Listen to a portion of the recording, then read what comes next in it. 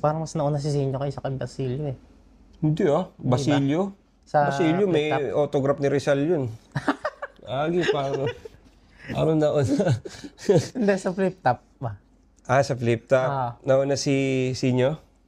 Oo. Pero si Basilio, alam mo, hindi. Sa bagay, kung flip top ang gagawin mong basihan, nauna si Sinyo. Pero si Basilio, ano na yan? Antik.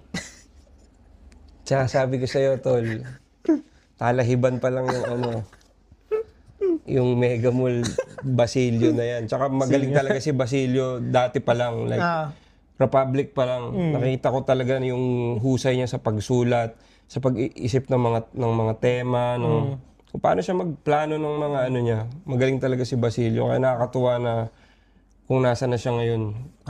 Dati, iba-iba rin yung pinagdaanan ni Basilio na na bullshit bago yung narating yung niya ngayon.